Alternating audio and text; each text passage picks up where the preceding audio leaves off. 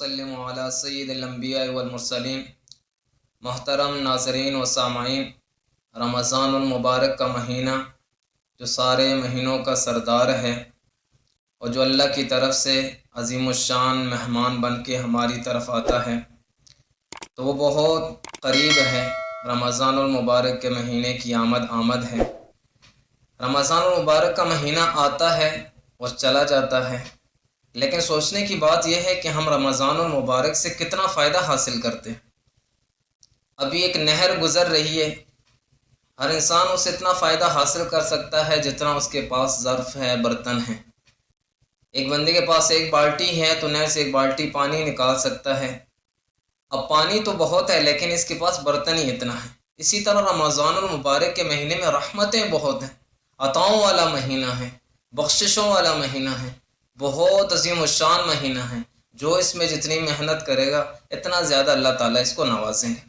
تو یہ بڑا مبارک مہینہ ہے۔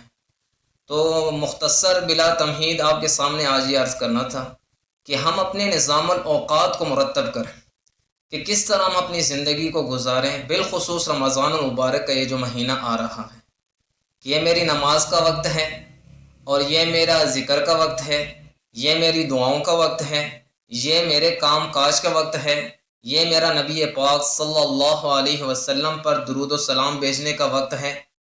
تو یہ سارے اوقات ہم طے کریں۔ اسی طرح ہم تلاوت قرآن مجید الحمدللہ ہمارے ملک پاکستان میں عالمی سطح پہ بھی الحمدللہ رمضان المبارک کے مہینے میں تلاوت قرآن مجید کی ایک فضا قائم ہوتی ہے، الحمدللہ اس پہ ہم اللہ کا شکر ادا کرتے ہیں۔ اب تلاوت قرآن مجید اس کے اداب کو بھی الحمدللہ ملحوظ خاطر رکھتے ہیں۔ جہاں کمی کوتاہی ہو رہی ہو کوشش کریں اس کو دور کریں، اور اس سے ہم زیادہ سے زیادہ فائدہ حاصل کیسے کر سکتے ہیں، اس کے لیے چند گزارشات آپ کے سامنے پیش کرنی تھی کہ جتنے بھی ہم نے قرآن مجید پورے کرنے ہیں، قرآن مجید کی تلاوت ہم نے پوری کرنی ہے، 1 دفعہ کرنی ہے، 2 دفعہ کرنا چاہتے ہیں، 3 دفعہ کرنا چاہتے ہیں، 4 دفعہ، 5 دفعہ، جتنی دفعہ کرنا چاہتے ہیں، تو یہ پہلے سے ہم اپنی ترتیب بنا لیں۔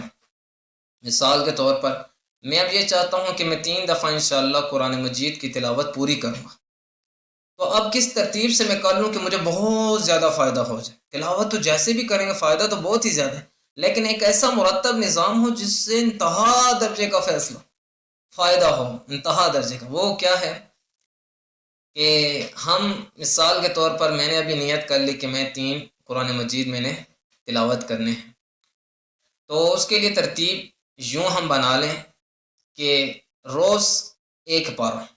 مثال کے طور پر آج پہلا روزہ ہے تو میں الف لام میم یعنی پہلا پارہ تلاوت کروں، 1 دفعہ تلاوت کر لیا، پھر وہی پارہ دوسری دفعہ تلاوت کروں، وہی پارہ تیسری دفعہ تلاوت کروں۔ جس کی جتنی بھی نیت ہے، جتنی مرتبہ قرآن مجید کی تلاوت کو تکمیل تک پہنچانا چاہتا ہے، اتنی دفعہ وہ 1 پارے کو پڑھ لے۔ اور اس کے ساتھ ساتھ نظام الاوقات میں جیسے اس نے تلاوت کو رکھا، اسی طرح نظام الاوقات میں وہ ترجمہ و تفسیر کو بھی شامل کرے۔ 15 منٹ کے لیے، 20 منٹ کے لیے، جتنا بھی ہے وہ اس کو ضرور شامل کرے۔ اس میں وہ جو اس نے پارہ پڑھا اس کا خلاصہ دیکھ لے، سورت پڑھی اس کا خلاصہ دیکھ لے، تفسیر دیکھ لے، مسائل اس میں خود دیکھ لے۔ قرآن مجید کے ساتھ ذوق ہمارا جو ہے تو وہ اور بڑھے۔ اگر اس میں کمی ہے تو ذوق آئے، اگر ہے تو اور بڑھے، تو اس کی ہم کوشش کریں۔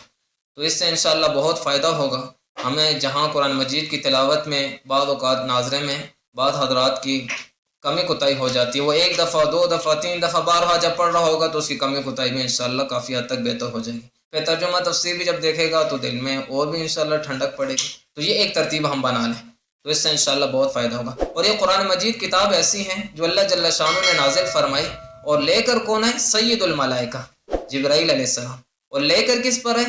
سید الانبیاء حضرت محمد مصطفیٰ صلی اللہ علیہ وسلم، ان پر لے کر یہ قرآن مجید نازل ہوئے۔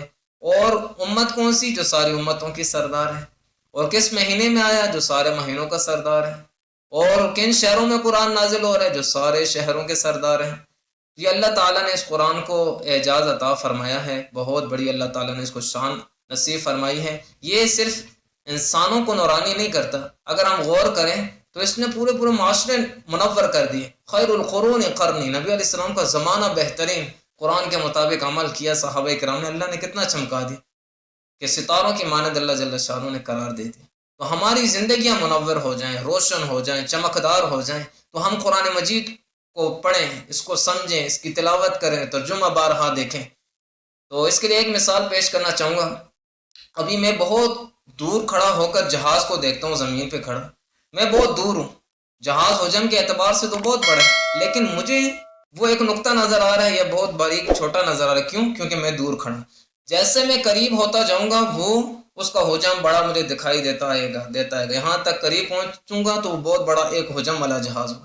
اسی طرح ہم سرسری جب الفاظ کو دیکھتے ہیں تو یہ ہمیں معنی کے اعتبار سے ہمیں کچھ سمجھ نہیں آتے، بہت کم اس طرح ہم سمجھ پاتے ہیں، لیکن جیسے ہم قرآن مجید کے قریب ہوں گے ترجمے کے اعتبار سے، تفسیر کے اعتبار سے، تو یہ قرآن اپنے خزانے باہر نکالے گا، جس سے ہمارا معاشرہ، ساری امت مسلمہ ڈھیروں مستفید ہوگی۔ تو اللہ تعالیٰ سے دعا ہے کہ اللہ تعالیٰ ہمیں قرآن مجید کو صحیح معنوں میں سمجھنے کی، اس پر عمل پیرا ہونے کی توفیق عطا فرمائے۔ جیسے ہم رمضان میں اس کی تلاوت کرتے ہیں، سارا سال اس کی تلاوت کریں، اس کے مقصود کو سمجھیں، یہ قرآن کا اصل مقصود کیا ہے، اور اس کی تلاوت کو دن رات کریں، اس کو سمجھیں، اور اللہ تعالیٰ سے خوب دعائیں مانگیں کہ اللہ تعالیٰ ہمیں قرآن کی سمجھ نصیب فرمائے، اور اللہ تعالیٰ ہمیں اہل قرآن میں شامل فرمائے۔ اہل القرآن ہم اہل اللہ، یہ قرآن والے یا اللہ کے خاص اہل ہیں۔ تو اللہ تعالیٰ سے دعا ہے اللہ تعالیٰ ہم سب کا حامی و ناصر ہو، اللہ تعالیٰ ہمارے دلوں کو، ہمارے معاشرے کو منور فرمائے، اور اللہ تعالیٰ ہماری قبر حشر کو بھی منور فرمائے، اور اللہ تعالیٰ ہمیں اپنی رضائے کاملہ نصیب فرمائے، نبی علیہ السلام کی اتباع نصیب فرمائے، اللہ تعالیٰ ہمیں قبولیت قابلیت نصیب فرمائے، آمین یا رب العالمین۔